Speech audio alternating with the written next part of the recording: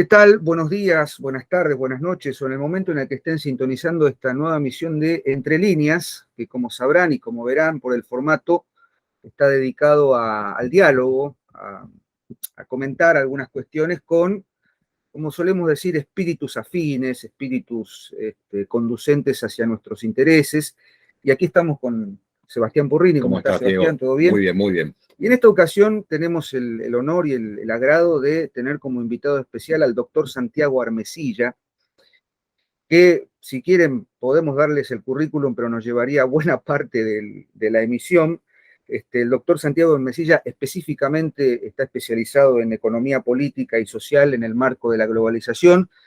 Y si me equivoco y digo algo fuera de lugar, doctor, le pido que me corrija.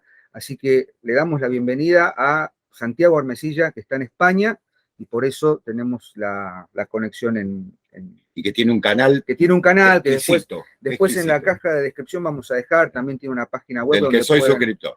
Donde pueden consultar todos sus escritos y demás. Así que, doctor, muy buenos días. Allí son la 1 de la tarde, creo. Así que buen mediodía para usted. ¿Cómo le va? Bueno, pues buenos días, buen día. Gracias por permitirme estar en vuestro espacio y nada, para mí es un placer. Muy bien. Muy bien. Bueno, Santiago, vamos al hueso, me parece. Primero y principal, decir que el canal que tiene Santiago, el doctor Armesilla, como le dijo muy formalmente aquí mi compañero, es un canal de variados intereses, porque amén de un conocimiento fundamental sobre la tradición marxista o marciana, como se suele decir ahora desde hace un tiempo, también es un enorme conocedor de la literatura, de las problemáticas culturales, es autor de varios libros, de los cuales ahora vamos a hablar fundamentalmente, pero que nos puede llevar, por ejemplo, y aprovecho este instante para felicitarlo, Santiago, por el programa en torno de Tolkien, por ejemplo, que me parece una exquisitez, ¿no? Pero bueno, vamos al tema. Primera cuestión. Hay algo que usted hace siempre alusión, y que es el tema de la iberofonía. Sin embargo, en Internet nos encontramos con otro concepto, que es el de la iberoesfera. ¿Nos podría hacer una diferenciación en torno de uno y de otro? Pues sí, es una pregunta muy pertinente porque aunque parece que se refieren al mismo espacio geopolítico, realmente lo enfocan de una manera completamente distinta. Yo explico esto en mi libro Iberofonía y Socialismo, bueno, que por ejemplo en Argentina se puede encontrar en las librerías Cúspide, por cierto, si la gente quiere buscarlo, está ahí. La iberosfera hace referencia a un entorno cerrado que es geopolíticamente circunscrito básicamente a Iberoamérica y a España. Nunca se incluye a Portugal, nunca se incluye a los países de la Iberoáfrica, es decir, los países de África que hablan español y portugués, que junto con Iberoamérica serían la otra parte del corazón de todo esto. Y digamos que no es un concepto centrífugo, sino centrípeto. Mientras que iberofonía es un concepto abierto, es un concepto centrífugo que incluye a la Iberoáfrica y que tiene, digamos, una vocación universalista, por decirlo de alguna manera. No se cierra al mundo, sino que trata de tomar lo mejor del exterior y trata de influir en esa universalidad. Así que diría que es una pregunta muy pertinente porque es Vox, básicamente en España, el partido que toma el término iberosfera como tal, en su Gaceta de la Iberosfera, que es un medio que tienen ellos, y en el libro además explicó también cómo el concepto de iberofonía lo que pretende es, digamos, superar las limitaciones geográficas de la iberosfera, pensando, por ejemplo, en los hispanos de Estados Unidos, en la gente que está en Canadá, pensando en la influencia que esto puede tener pues, en las Guayanas, en las Antillas, en el Caribe, en Oceanía, en el Mediterráneo, en el norte de África. Digamos que es un concepto más abierto, no basado sobre todo en la lengua y en la intercomprensión de los portugués y el español, que, como siempre digo, tienen la gran ventaja geopolítica y geolingüística de ser las dos únicas lenguas habladas en todos los continentes que son mutuamente comprensibles a grandes rasgos. Y eso es un caso único en el mundo. y que es fruto de la historia, evidentemente. Entonces, digamos que nuestra posición, las de las vanguardias, también de vanguardia argentina, es la de un concepto centrífugo, un concepto universalista y expansivo. No se oye. Ay, perdón. De alguna manera eso también representa a Santiago a unos 700, 800 millones de habitantes, ¿no? Porque estamos de hablantes, porque estamos hablando no solo del español, sino también del portugués. 800, ahora mismo son 861 millones de iberófonos en el mundo. Y pues, con toda probabilidad, seguramente para mediados de siglo se lleguen a superar los 900 millones y quién sabe si los 1.000 millones. Claro. Es decir, estamos hablando de una categoría civilizatoria que va más allá de España, que no digo que no sea importante, va más allá de Argentina, que tampoco digo que sea importante, más allá de Brasil o de México, claro, o de Angola, o de Guinea Ecuatorial, o de Timor Oriental. Es decir, es un concepto civilizatorio, parecido al que tienen los chinos sobre sí mismos, con la diferencia de que China es un estado unificado y la iberofonía es una treintena de estados soberanos. Y mientras que son una treintena de estados-nación soberanos, China es un estado-civilización. Probablemente sea el único caso, quizás con la India, de estado-civilización unificado. Hay algo que a mí me interesaría, bueno, a mí en general, porque de pronto dentro de las teorías marxistas, o como bien decía aquí Sebastián Marcianas, parece ser que hay un concepto muy citado, pero tal vez muy poco entendido, que es el de materialismo histórico, ¿no? Digamos que es casi como una punta de lanza al momento de ingresar a las teorías de Karl Marx. Pero si tomáramos la definición de materialismo histórico, podría darnos, a ver, digamos, qué importancia tiene esto con el concepto de iberofonía o para la iberofonía, si es que existe tal relación. Bueno, para empezar, me gustaría aclarar, creo que es pertinente que marxista y marxiano no es lo mismo. Marxiano es el experto en la obra de Marx sin necesidad de que sea marxista, y el marxista es todo aquel sujeto que acepta como suyo, digamos, el programa y la doctrina de Marx sin necesidad de que sea un experto. ¿Puede ser alguien marxiano y marxista? Sí. Si digamos, sigues la obra de Marx y sus planteamientos y sus planes y programas, pero al mismo tiempo pues eres un gran lector de la obra y conocedor, pues entonces eres ambas cosas. ¿Cómo se conjuga desde el materialismo histórico, que estrictamente es el marxismo? Nosotros, por ejemplo, negamos que el materialismo dialéctico pueda ser considerado, me refiero al Diamat soviético, pueda ser considerado parte del marxismo. Para nosotros es un tipo de filosofía que tuvo relación con el marxismo, pero que parte de presupuestos diferentes, monistas, en algunos momentos tremendamente metafísicos, y bueno, digamos que entre el Diamat y el posmarxismo posmoderno, pues, como decimos en España, entre todos la mataron y ella sola se murió, ¿no? Pero aún así, pues el marxismo sigue sobreviviendo, por lo menos el materialismo histórico. De hecho, hay muchas personas que utilizan análisis desde la concepción materialista de la historia, que es el término que le dio el propio Marx, sin necesidad de que esas personas se reconozcan como marxistas. Es decir, ya lo asumen como quien asume básicamente que el Sol es el centro del sistema solar. ¿Cómo se conecta con la iberofonía? Pues es también algo que trato de explicar en el libro. Se conecta en el sentido de que el marxismo necesita partir para su implantación política de una, concreción práctica y análisis teórico, digamos, de situación de la geopolítica mundial. Esto lo empezaron a hacer varios marxistas, se puede rastrear hasta el propio Marx. Es Stalin cuando escribe La Revolución de Octubre y la táctica de los comunistas rusos, apenas pocos años, creo que fue en 1926, 2 años después de ascender al poder en la URSS, cuando se da cuenta de que el socialismo en un solo país tiene que ser una táctica para llevar a cabo una estrategia. La táctica es, vamos a fortalecer el Estado y desde la plataforma de ese Estado fortalecido vamos a saltar al mundo como potencia mundial y ayudar a otros países a que hagan su revolución socialista. La China de Mao también tiene sus planteamientos, Deng Xiaoping, por supuesto, Xi Jinping, pues qué excuso decir, ¿no?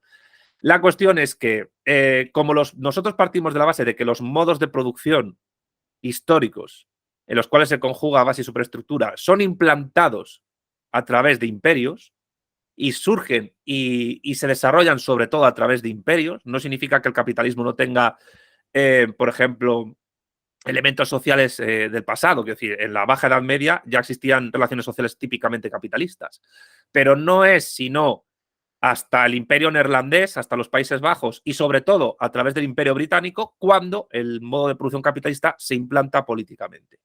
Después Estados Unidos lo sigue implantando, pero lo refina en un, digamos, en un modelo de sociedad política y de capitalismo ya en los cuales ya no hay tantos restos de antiguo régimen como ocurre en el Imperio Británico, donde hay unión de trono y altar, donde hay una Cámara de los Lores que no es elegida democráticamente, donde hay un enorme componente eclesiástico anglicano, donde hay un cesaropapismo, porque aunque el obispo de Canterbury es el que rige la comunión anglicana, es el rey, Carlos III, el jefe del Estado y el jefe de la Iglesia. Entonces, digamos que el Reino Unido es una mezcla entre democracia liberal y antiguo régimen, que haría al gusto de mucho paleoconservador o paleolibertario, ¿no? Pero Estados Unidos es otra cosa. Estados Unidos es una república, es una democracia liberal, partitocrática, con momentos de centralización y descentralización, y donde pues los pilares son la igualdad ante la ley formal y sobre todo pues el asentamiento de personas partiendo del jus solis, algo parecido a lo que ocurre en Argentina, pero a mucha mayor escala porque el nivel de inmigración que llegó a Estados Unidos fue mucho mayor. ¿Qué es lo que ocurre? Pues que si uno quiere llegar a un mundo postcapitalista, la plataforma de la que ha de partir es múltiple, pero tiene que tener un sentido geopolítico claro. Evidentemente, hay una plataforma de clase que tiene que organizarse en una vanguardia política, en un partido político. En este sentido, asumimos el quehacer de Lenin. Tiene que haber un Estado, porque sin Estado no puede haber República Democrática Obrera, no puede haber dictadura del proletariado, como no puede haber dictadura de la burguesía. Por eso yo creo que el anarquismo es el gran error político por excelencia, y con anarquismo aquí hablo tanto del anarcocomunismo o del anarcosindicalismo de izquierdas del siglo pasado o del XIX, como del de las vertientes anarcocapitalistas o anarquismos religiosos, que también los hay, de corte cristiano, budista, musulmán, los hay. Son minoritarios, pero los hay. Y en ese sentido, ¿qué es lo que ocurre? Que al mismo tiempo hay una tercera pata, que es una pata imperial. Este es uno de los problemas que tienen, digamos, los marxismos vulgares del siglo pasado, que no conciben a la Unión Soviética como lo que de facto fue. ¿Qué fue de facto la Unión Soviética? Un imperio. Evidentemente no fue un imperialismo en el sentido leninista de la palabra, sino que fue en el sentido de Gustavo Bueno un imperio generador, como lo fue el Imperio Español o como lo fue el Imperio Romano o el Imperio de Alejandro Magno. ¿Por qué la Unión Soviética fue un imperio generador? Porque reproducía en todas las repúblicas socialistas soviéticas la forma de vida socialista y obrera que se desarrollaba en la metrópoli que era básicamente Rusia, Moscú. Y al mismo tiempo, a través del Pacto de Varsovia y el Comecon, trató de hacer lo propio. Se podrá discutir si lo hizo mejor o peor, aquello cayó, y también se podrá discutir si en algunos países pues, hubo resistencia a ello o no. Hungría, Checoslovaquia, Yugoslavia, Afganistán, por supuesto. Pero eso ocurre con todas las estructuras imperiales. Lo que nosotros tenemos claro, y creemos que el ejemplo de China actual lo prueba, es que solo se puede caminar a un modo de producción postcapitalista si se derrota al imperio capitalista realmente existente. Y para hacerlo se pueden contar con varias plataformas, puede ser China, puede ser una Rusia como la actual, que no sabemos cómo va a evolucionar, a no ser que se balcanice porque la guerra de Ucrania descomponga su sociedad, y puede ser sobre todo el ámbito iberófono, donde la avanzadilla fronteriza son los mexicanos, es México. Con lo cual, aquí pasa algo parecido a lo que pasó en el Imperio Romano de Occidente. Han de ser los bárbaros, aprovechando una descomposición interna, los que tienen que acabar con ese orden esclavista, con una transición de antigüedad tardía, para implantar un nuevo modo de producción, que fue en este caso el feudal. Entonces, ¿qué es lo que tiene que ocurrir en el mundo anglosajón? En el mundo anglosajón, que ya se está dando, tiene que darse un proceso de descomposición progresiva a nivel cultural, antropológico, etcétera, un arribamiento de nuevas potencias hegemónicas, particularmente China y los BRICS en general, y que los bárbaros, entre comillas, es decir, los hispanos, los iberófonos, los trabajadores iberófonos, tanto desde la propia iberofonía como dentro de Estados Unidos, acaben con esa hegemonía y se aprovechen de un posible, además de descomposición, colapso. Entonces, por tanto, aquí la opción básicamente es que sin un imperio generador socialista es imposible dar carpetazo a un imperio depredador capitalista como lo es Estados Unidos de Norteamérica, como lo fue en general la hegemonía anglosajona. Y esto es uno de los pilares de la geopolítica del materialismo político, de la filosofía de la historia del materialismo político. Es decir, nosotros bebemos tanto de Marx como de Gustavo Bueno. En Gustavo Bueno hay una distinción entre imperio generador y depredador, en la cual no se niega que el imperio generador pueda depredar recursos, ni tampoco se niega que el imperio depredador pueda generar instituciones. La cuestión es que, por regla general, el imperio generador reproduce en los territorios y en los pueblos que conquista o que somete las instituciones propias de la metrópoli. Es decir, ¿qué hizo España en América? Reproducir España por todas partes. ¿Qué hizo Inglaterra allí donde estuvo? Bueno, nadie puede negar que el sistema de redes de ferrocarril que hizo en el Raj británico permitió luego construir la India que conocemos. Pero el imperio depredador básicamente lo que hace es construir en las costas feitorías, como hacían los portugueses, factories, como lo llamaban los ingleses, asentar allí un puesto militar y comercial, apenas tener contacto con el interior de la población y, si acaso, dejarles como estaban o dejarles en peor situación. Eso es lo que hace un imperio depredador. Estados Unidos, pues es curioso porque es un imperio que tiene momentos muy fuertes de depredación y también momentos de generación. Y por tanto puede estar en un limbo mixto. Lo que pasa es que yo creo que ahora mismo está en un momento de depredador, sobre todo a nivel financiero comercial, lo que no obsta para que tenga momentos generadores como el rollo este de vamos a expandir la democracia y los derechos humanos por todo el planeta. Pero claro, ¿dónde está el límite de esa generación? Pues que no nos convierte al resto de humanos en ciudadanos de Estados Unidos. O sea, generar no es poner un Kentucky Fried Chicken o un Burger King en tu ciudad. Generar es convertirte a ti en ciudadano de Estados Unidos, que hables inglés y que puedas votar al candidato a la Casa Blanca, entre otras cosas, y que cuando llegues allí no seas extranjero. Eso es básicamente convertirte en ciudadano o súbdito, como hizo España con los indios, no con los esclavos, o como hicieron los romanos con todos los territorios que conquistaban. Tu populum romane memento, es el Senado y el pueblo de Roma, ¿no? Pues eso es básicamente el asunto. Es decir, la conexión entre el marxismo, en tanto que filosofía revolucionaria que propugna el tránsito del capitalismo al socialismo mediante el fin del proletariado de la burguesía como clases, necesita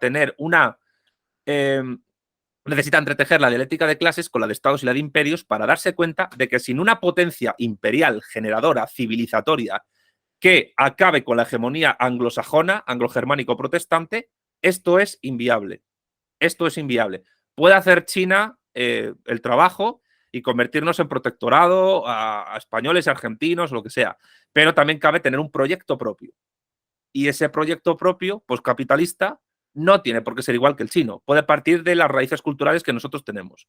Y esa es la apuesta nuestra.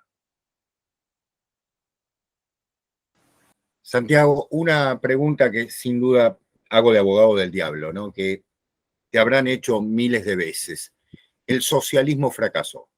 Fracasó, cayó a la Unión Soviética. Sin embargo, vos nos estás planteando, muy sabiamente, una visión diferente, es decir, un socialismo ligado a la iberofonía y demás. Pero, ¿cuál sería la diferencia clave con aquel socialismo real que colapsó con la Unión Soviética? Lo que colapsó fue la transición al socialismo que la URSS hizo. Teniendo en cuenta que la URSS nunca sobrepasó, nunca superó el modo de producción capitalista porque la estructura económica mundial seguía siendo capitalista, lo cual no niega sus elementos socialistas. Lo que pasa es que hay que tener en cuenta que el mundo capitalista liberal adoptó políticas económicas socialistas, vía keynesiana, vía economía social de mercado, vía socialdemocracia, vía estado del bienestar o vía incluso eurocomunismo para poder sobrevivir al empuje soviético. ¿Qué quiero decir con esto? Que socialismo y capitalismo es un error, no son antitéticos, no hay una oposición binaria entre uno y otro. ¿Por qué? Porque el socialismo es una producción del capitalismo desde una perspectiva marxista. Eso en primer lugar. Luego, en segundo lugar, el socialismo no es unívoco, es análogo. Hay muchos modelos de socialismo. muchas veces antitéticos y opuestos entre sí. Hay socialismos marxistas, hay socialismos no marxistas y hay incluso socialismos antimarxistas. Ejemplos de socialismos no marxistas. Pues la Yamahirilla árabe popular socialista de la Libia de Gaddafi, que hasta que se lo cargó la OTAN era el país de África con mayor índice de desarrollo humano y con mayor nivel de vida. Ejemplos de socialismo no marxista. Pues a gente que le puede sorprender lo que voy a decir, pero bueno, el justicialismo de Perón. ¿Qué es lo que ocurre? Que cuando se parte de los esquemas del liberalismo o de la escuela austríaca, pues se tiende a pensar en el socialismo como un término unívoco enfrentado de manera maniquea al capitalismo. China está demostrando que se puede construir un socialismo, incluso desde tipo marxista, aprovechando digamos, relaciones capitalistas para fortalecer el Estado y fortalecer el ejército y al partido. Y por supuesto, pues, convertir a un montón de proletarios y campesinos en lo que se llama clase media en las democracias. Lo que cayó con la Unión Soviética fue un modelo muy concreto de socialismo, el cual, por cierto, y creo que basta con estudiar un poco lo que fueron los últimos 30 años de Unión Soviética, tuvo problemas de abastecimiento, tuvo problemas de liquidez, tuvo problemas digamos, de ponerse al día en los avances tecnocientíficos del momento. Tuvo también problemas a la hora de gestionar la propia tecnología que desarrollaba, a la hora de producir bienes de consumo que fueran exportables a escala mundial, pero la economía soviética nunca paró de crecer. Cuando cae la URSS, la Unión Soviética era la tercera potencia económica mundial. Le había sobrepasado Japón por muchísimos motivos, pero digamos que el momento en el que se encontraban se podían haber reformado. ¿Qué es como hicieron los chinos? ¿Qué es lo que ocurrió? Pues que el propio Partido Comunista de la Unión Soviética se suicidó a sí mismo, se automutiló, y luego que existiendo el derecho de autodeterminación como elemento de la Constitución soviética, allí aprovecharon pues Estonia, Letonia, Lituania y Georgia para separarse de la URSS. Hubo un referéndum en febrero en los cuales estas 4 repúblicas ya separadas no votaron, que el resto de repúblicas votaron a favor de continuar la unión, ya habían perdido esas 4, pero luego entre agosto y diciembre se desmanteló todo.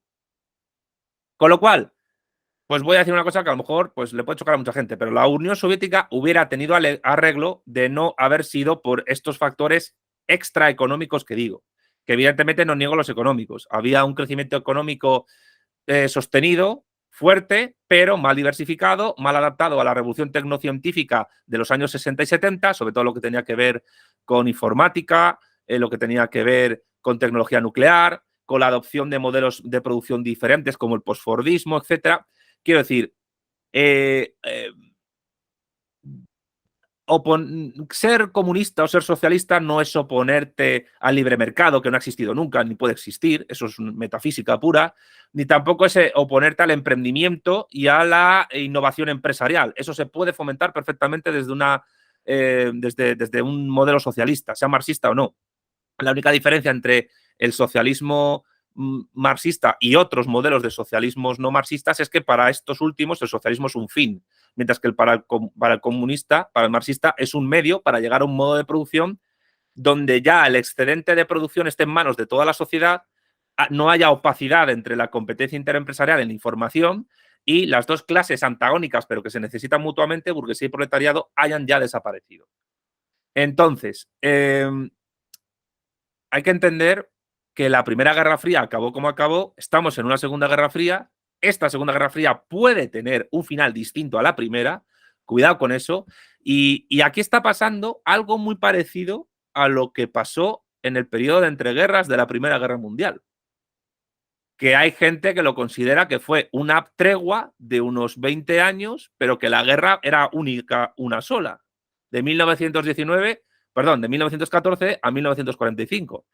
Bueno, ¿y quién no nos dice, esto el futuro se sabrá, ¿no? Los historiadores lo tendrán que analizar, pero ¿quién nos dice que no estemos ante, o se haya finalizado ya, una tregua de una guerra fría entre capitalismo y socialismo?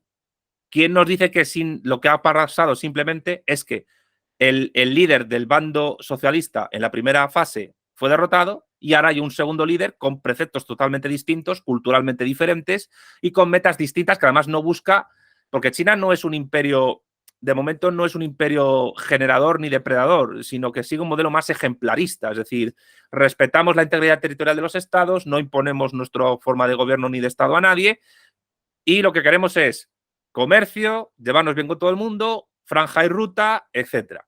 Entonces, veremos cómo evoluciona eso en el futuro, por supuesto. Eso es abierto. Pero la historia no ha muerto, por mucho que diga Fukuyama, y el futuro está totalmente abierto a un montón de cambios. La descomposición del sistema anglosajón yo creo que se está dando. Vamos a ver a dónde les lleva. Yo veo que no tienen solución a lo que están haciendo, no la encuentran. Y es en esa ventana de oportunidad donde se pueden dar otro tipo de desarrollos. Claro, ¿que el socialismo es inevitable? No. Nosotros desde el materialismo político rechazamos la teleología que algunos marxistas vulgares han tenido siempre.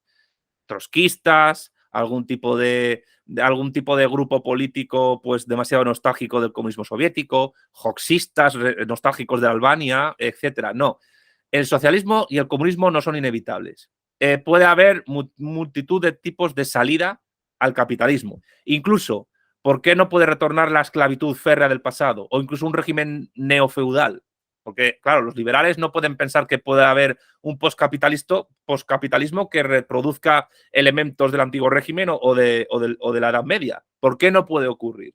Transformaciones puede haber muchas, pero ahora mismo el dilema, siguiendo a Felipe Martínez Marzoa, sería, a mi juicio, entre luchar por la conservación revolucionaria socialista de lo mejor que ha dado el capitalismo, que sin duda, a nuestro juicio, es la universalización de derechos en el Estado-Nación y el desarrollo tecnocientífico, pero evitando el nihilismo abstracto de tendencia individualista, posmoderna y anarcocapitalista al que estamos siendo abocados desde el eje anglosajón que está en esa deriva.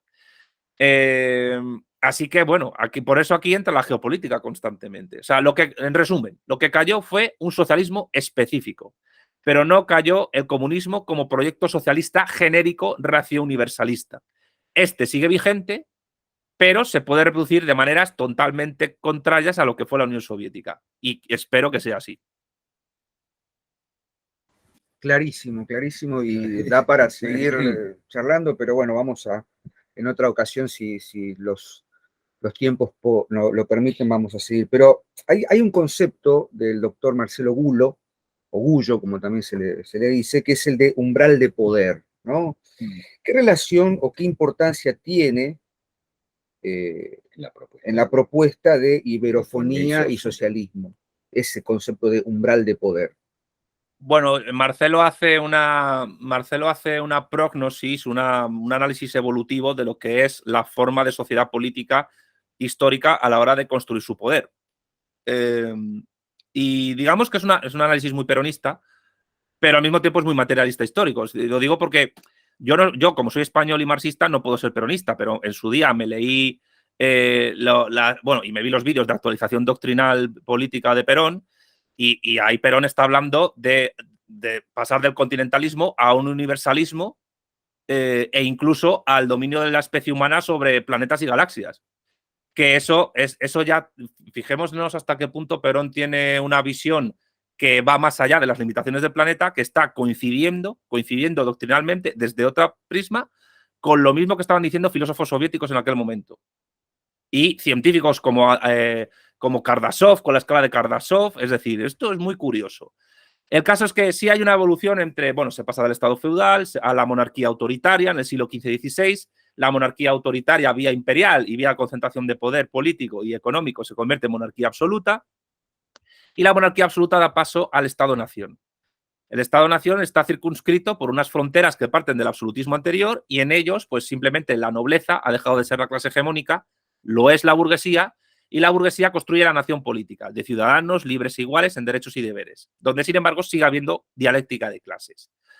¿Qué es lo que pasa? Pues que después del Estado-Nación llega el Estado continental, o Estado-continente. Estados Unidos es el ejemplo claro que siempre pone Marcelo, ¿no? Un estado de unas dimensiones enormes, es el cuarto más extenso de la Tierra, el tercero más poblado, con una capacidad de gestión de recursos y de desarrollo de las fuerzas productivas enorme. El siguiente paso, es decir, Estados Unidos eleva el umbral de poder respecto al Imperio Británico anterior, que aun siendo un imperio universal, al ser depredador concentra todo el poder en un Estado-nación, que es Inglaterra. Con Estados Unidos pasa algo distinto, porque ya es un Estado-continente que incluso ayuda a acabar con la hegemonía británica, porque aunque son aliados, pues a Estados Unidos le interesó, vamos a acabar con el hegemón británico, y de hecho lo hizo por lo civil y por lo militar en cuanto pudo. El umbral de poder subió enormemente en el siglo XX con Estados Unidos, pero ahora con China entramos en un nuevo umbral de poder, que es el Estado civilización.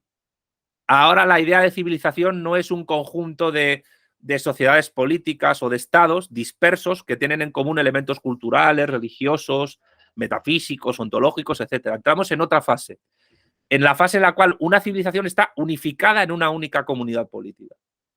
¿Qué es iberofonía y socialismo? Proponer lo mismo, pero para el ámbito iberófono, que lo tomamos como una civilización no reconocida como tal, donde hay una unidad lingüística de raíz común, a pesar de que hay dos idiomas, y yo no niego las dificultades de intercomprensión, pero son mínimas, y donde además hay, digamos, tres elementos comunes, culturales, antropológicos, fundamentales que se entretejen. Y esto lo digo, insisto siempre, aunque hay gente que me acusa de eurocéntrico, no sé por qué, porque el centro de esto está en América y en África, y Europa no existe. O sea, Europa como concepto y Occidente como concepto son absolutamente ridículos. No hay más que ver un mapa y ver que los Urales no impiden el avance cultural de Rusia hacia el Oriente, ¿no? Pero esos elementos comunes son lo ibérico católico, no solo en sentido religioso, sino sobre todo antropológico y político. Y esto ibérico católico hace de molde que entreteje y mezcla a lo amerindio precolombino y lo africano subsahariano, que llegan al núcleo de la iberofonía, a Iberoamérica, no sin polémica, no sin conflicto, no sin sangre, no sin violencia, por supuesto. Pero bueno, ya decía Engels que la violencia es la partera de la historia. Pero claro, no hubo solo violencia, hubo más cosas. Fundación de ciudades, leyes de Indias, leyes de Burgos, que decían, bueno, no se cumplían. Bueno, se hicieron cumplir todo lo que pusieron y aparte que existían. En el Imperio Británico no existieron leyes iguales, ni en el neerlandés, ni en el Congo belga, ni en la Alemania nazi, mucho menos, que son imperios depredadores. La cuestión es que lo africano subsahariano, vía esclavitud, más lo amerindio precolombino, vía conquista y conversión de los indios en súbditos, aunque hubo conquistadores negros africanos y hubo dueños de esclavos que eran indios, por cierto, y tenían esclavos blancos incluso, se entretejen con la cosmovisión ibérica, portuguesa y española católica, teniendo digamos, el periodo de más renombre de aquello, pues lo que se llama el siglo de oro. El siglo de oro, que es un periodo mucho más amplio de lo que parece. Yo estoy terminando de escribir un libro ahora, que es un encargo que me han hecho, donde se puede ver que el siglo de oro prácticamente va desde el descubrimiento de América hasta la muerte de Lope de Vega, del dramaturgo Lope de Vega en España. Es básicamente todo el dominio de los Habsburgo en el imperio, de la dinastía de los Austrias. Habrá que discutir en el futuro pues, qué pasó con los 100 años de dominio borbónico en el imperio español. Pero sí es verdad que hubo tendencias distintas, formas de organizar las cosas de manera diferente, y aparte que en gran medida pues, se convirtió aquello en una especie como de enorme protectorado de París. Que luego es curioso, porque los Borbones dejaron de gobernar en Francia, por lo que ya sabemos, y se han mantenido en España. Y yo no estoy abogando por volver a los Austrias ni nada parecido, pero sí es cierto que la forma de entender, de organizar aquello fue bastante exitosa. Y bueno, y luego hay que tener en cuenta que la explosión cultural del barroco hispanoamericano y lusófono fue enorme, fue a nivel artístico y filosófico muy tremenda, ¿no? Y bueno, básicamente la cuestión es esa. La cuestión es, si se tiene una idea de civilización clara, es mucho más fácil organizar una insubordinación fundante. Por eso nosotros, desde el materialismo político, asumimos la teoría de Marcelo Gullo de la insubordinación fundante, que además es coordinable con la idea de acumulación originaria de Marx en el Capital, totalmente, porque eso es lo que hace una insubordinación fundante, un proceso de acumulación de capital, capitalista, mediante el proteccionismo, por el cual, mediante una fuerte industria, pues un Estado gana poder. Y claro, lo que pasa es que hubo también dos insubordinaciones socialistas, la de la Unión Soviética y la de China. Ahora la cuestión es que estamos en una fase de insubordinación ideológico-cultural y lo que toca ahora es decir todo esto y que la gente pues, se vaya quedando con la matraca en la oreja y vaya pensándolo, ¿no? Va diciendo, oye, pues esto puede ser interesante, deberíamos ir por aquí y no por el rollo de Calle 13 de que somos una tierra sin piernas pero que camina. Pues si no tienes piernas, pues hazte una industria, fabrícate unas piernas de titanio robóticas y así te conviertes en un super soldado que acabe con el dominio anglosajón. Y deja de llorar. Deja de llorar, porque los chinos han dejado de llorar hace siglos. Porque el problema del latinoamericanismo es que es un constante lloro. Es un constante lloro. Y llorando no llegas a ninguna parte. Se llega más con odio y con mala leche, con un poquito de amor también, que llorando.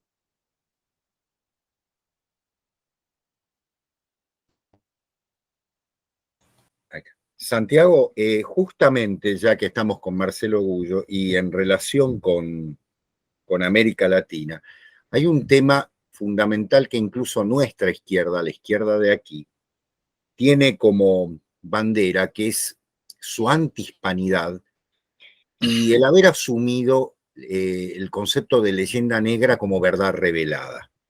Es decir, de alguna manera nuestra izquierda es negro legendaria, como dicen ustedes y demás, pero el concepto es que España fue depredación, fue muerte del aborigen, fue destrucción, fue genocidio y demás, que sabemos que no es así.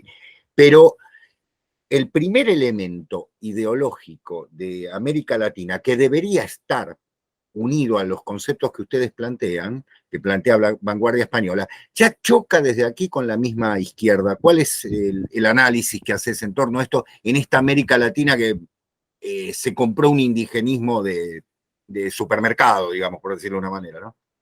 Es una muy buena pregunta y es muy difícil de responder, porque es un tema que es de actualidad y que es histórico. En cuanto me deshaga de temas profesionales, que espero pensaba que había terminado hoy, pero voy a terminar mañana, pues quiero dedicar un vídeo a la cuestión, sobre todo a la cuestión del término América Latina o Latinoamérica. ¿Por qué? Porque en el mismo momento, yo no soy una persona, como hacen algunos hispanistas, yo no me considero hispanista, que corrigen a alguien cuando dice Latinoamérica. Me parece de mala educación. Es mejor que una persona simplemente pues, vaya analizando las cosas, ¿no? Y que por su propia vía vaya, digamos, trabajando en su pensamiento y en su forma de ver el mundo, cómo se manejan los conceptos y qué sentido político tiene. El problema es que cuando defines América Latina, la pregunta básica que hay que hacer es la siguiente. Oye, ¿y Quebec es Latinoamérica o no es Latinoamérica? ¿Por qué? Hombre, hablan francés. Latinos somos todos los sujetos del planeta que hablamos una lengua derivada del latín. No, pero Quebec es parte de Canadá y los canadienses son anglosajones. Bueno, pero hablan francés, igual que hablan francés los haitianos. Haití es un estado. ¿Haití es América Latina? Sí, es América Latina porque hizo una rebelión contra la esclavitud. Y yo, bueno, lo celebramos todos que se rebelaran contra la esclavitud.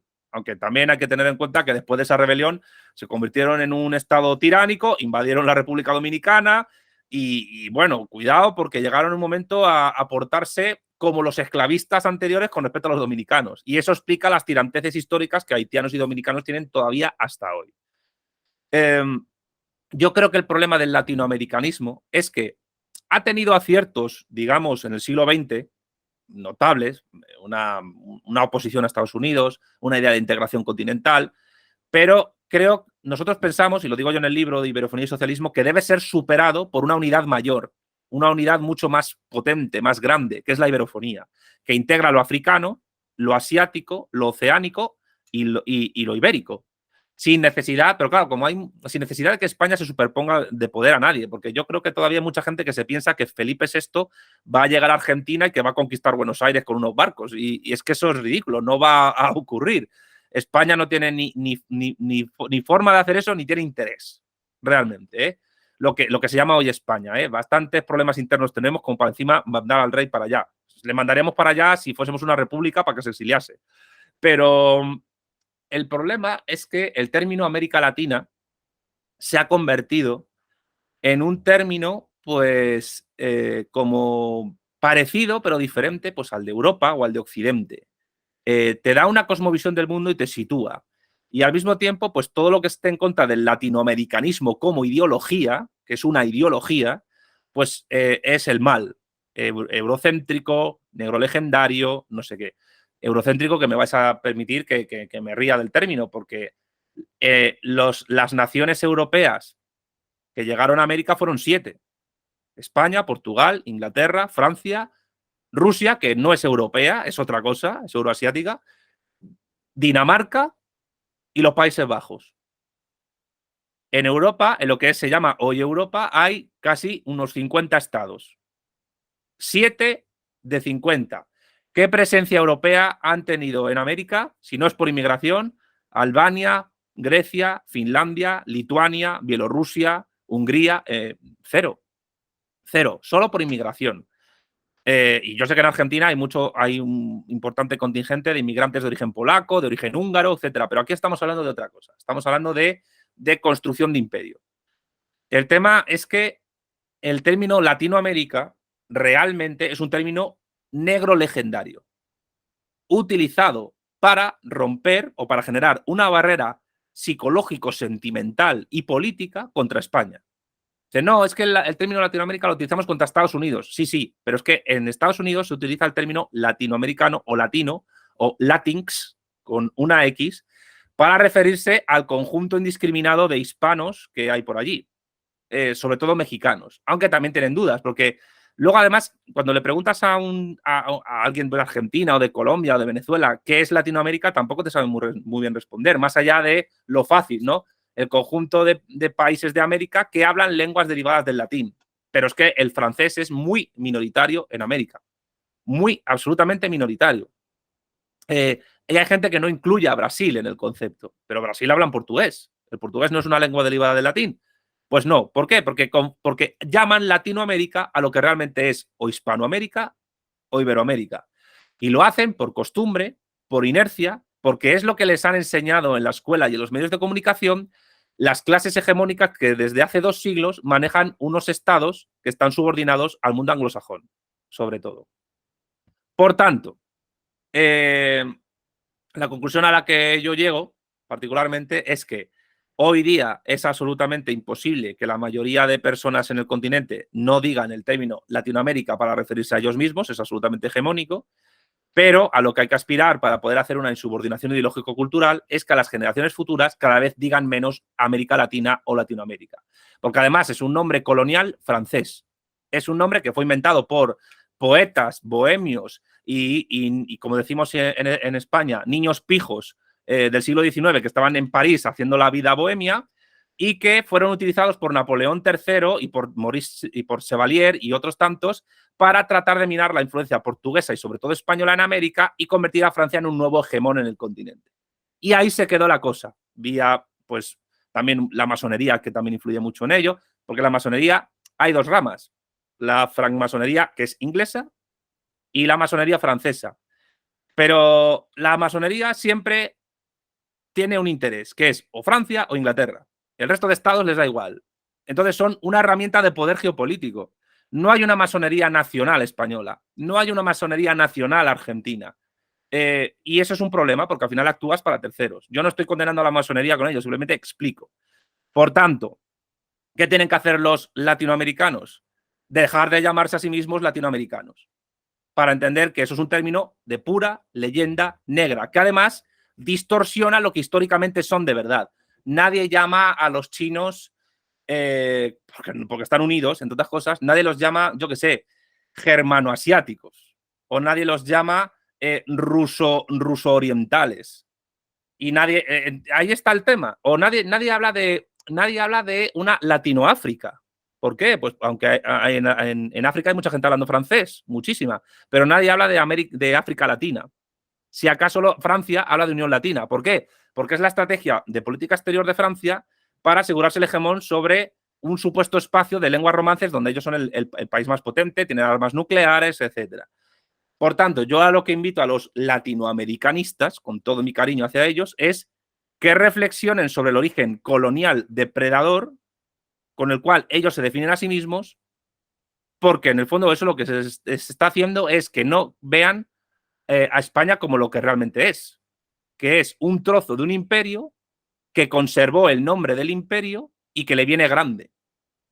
Somos un país muy pequeño del extremo occidental de Afroeurasia, con unas pocas islitas en el Mediterráneo y en el Océano Atlántico, y que no tenemos en absoluto ningún parecido con la civilización que se erigió entre los siglos XV y XVIII. Salvo el nombre y alguna cosilla más. Pero bueno, tampoco ni siquiera en ciudades, porque hoy lo decía Pedro Insua, la inmensa mayoría de ciudades españolas fueron fundadas en el siglo XIII. Estoy hablando de la Edad Media. Hubo muy pocas ciudades fundadas después. Entonces, pues ese es el término Latinoamérica, es el que hay que criticar y el que hay que filosófica y culturalmente triturar. Superando el latinoamericanismo como ideología sin negar, insisto, las cosas positivas que el latinoamericanismo, sobre todo del siglo XX, tuvo frente a Estados Unidos, que las tuvo y eso yo no las niego.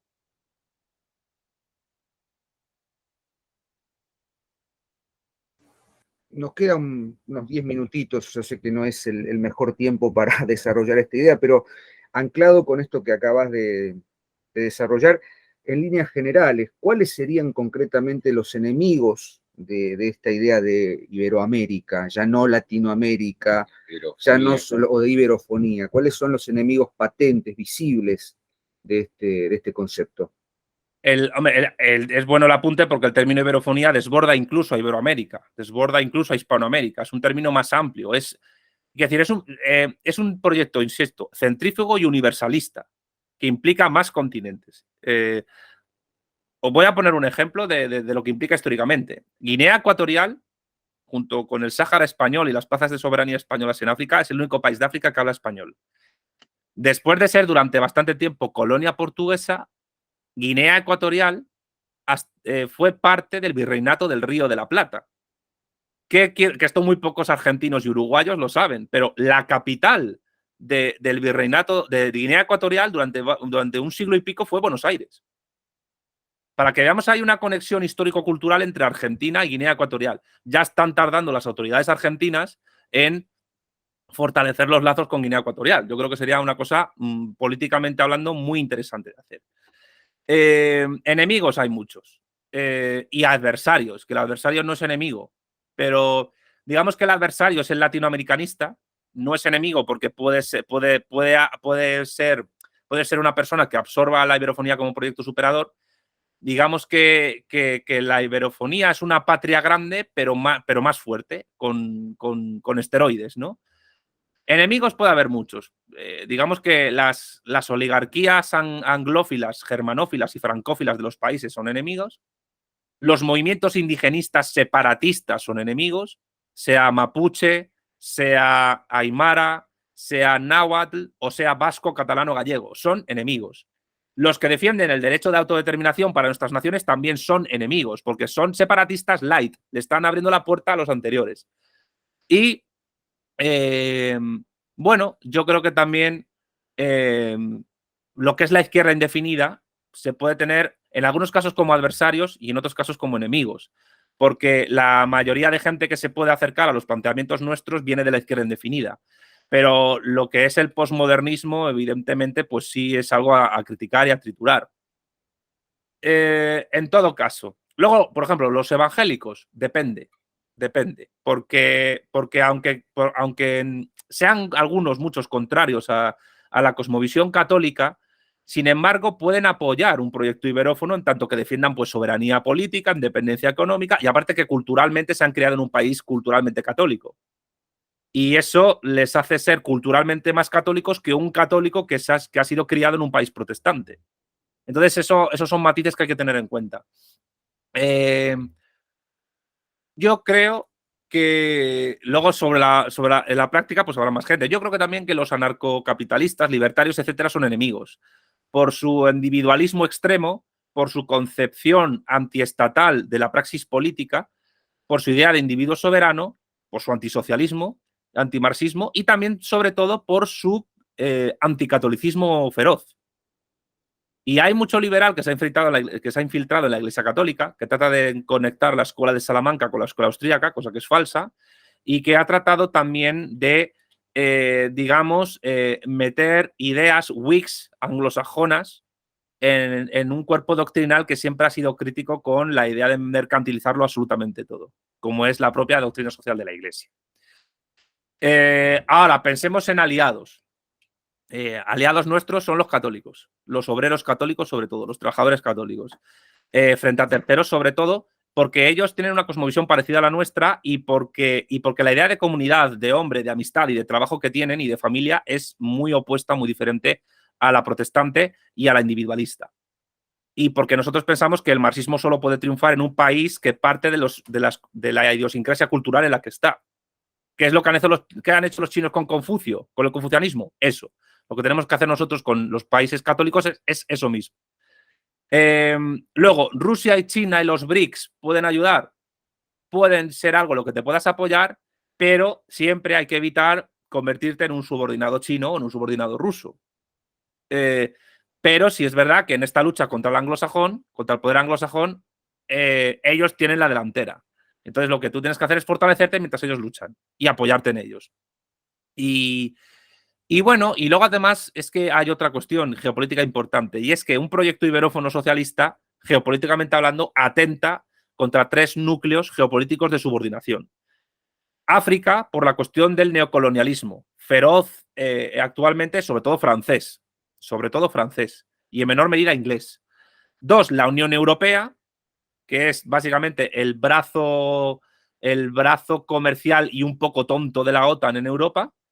Y por supuesto la OTAN, y otro es la doctrina Monroe de América no para los americanos, América para Estados Unidos, o mejor dicho, América para las clases dominantes de Estados Unidos, porque el resto de estadounidenses les da igual. Entonces, sabiendo eso, sabiendo ubicarte en el mundo, sabiendo situarte, más o menos sabes lo que tienes que hacer y dónde moverte a nivel político. La línea la tienes bastante clara. Y luego ya la táctica irá variando según las circunstancias.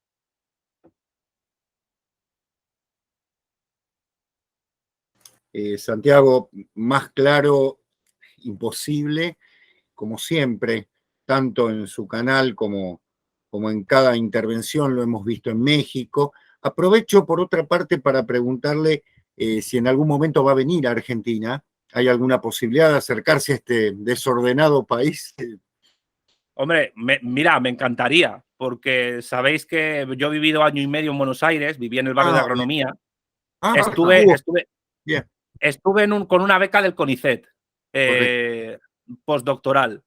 Y bueno, lo único que nos tuvimos que comer 5 meses de cuarentena porque la última fase fue en el COVID, y en Argentina la cuarentena fue durísima, como ya sabéis. Sí. Claro, pero sí es verdad que hay gente que he dejado amigos allí que quieren que regrese. En cuanto sea posible, yo estaré encantado de volver a andar por la avenida Corrientes o por donde haga falta, porque guardo muchos recuerdos bonitos de cuando estaba por allí. Y no solo Buenos Aires, porque bueno, lo que me dio tiempo fue ver Misiones y Rosario, porque estuve en casa de Marcelo Gullo. No nos dio tiempo a más por la cuarentena, precisamente. Estábamos planeando viajes, pero ya sabéis lo que fue aquello. Entonces, sí me encantaría volver a Argentina, y en cuanto sea plausible, pues se hará, por supuesto. Y seguramente sea pues para algún tipo de organización, de conferencias o de lo que sea, lo que haga falta.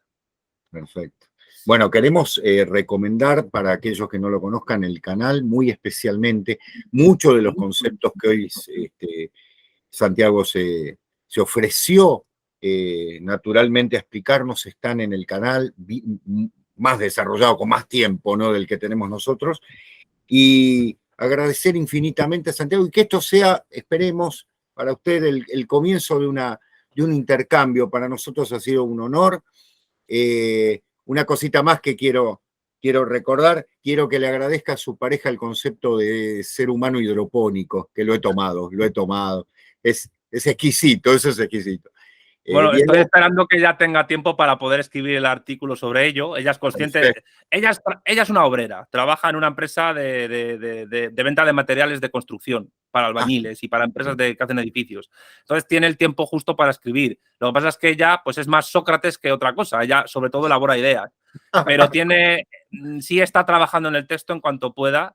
Y yo creo que en cuanto esté terminado será un pelotazo. Aparte que yo he trabajado con ella en artículos, en vídeos para el canal. Y la Alicia Melchor, pues, ¿qué quiere? Aparte que la quiero mucho, pues es una persona muy inteligente. Y la categoría de sujeto hidropónico, fijaros hasta qué punto es importante que hasta Diego Fusaro la ha tomado para sí, la reproduce. Y bueno, yo muy agradecido también por la entrevista, ha sido muy agradable.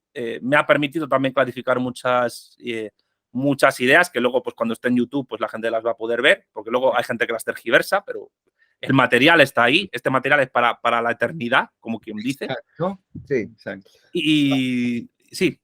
No, que vamos a dejar todos los enlaces, como solemos hacer en el canal, claro, los libros y demás, para que puedan ampliar el conocimiento. Exacto. Es la idea de este ciclo.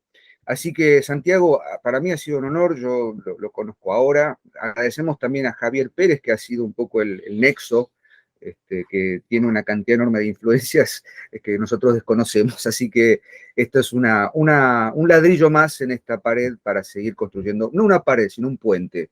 Puentes que son más necesarios que las paredes y que los muros. Así que le deseamos una buena tarde. Y nosotros nos despedimos, Sebastián, hasta un nuevo encuentro. Gracias, Santiago. Gracias y que tengan muy buen día. Y gracias a los que están viendo esto y como saben, están habilitados a comentar, a discutir, a debatir con argumentos y no con increpaciones. Hasta la próxima. Adiós. Gracias. Gracias. Chao.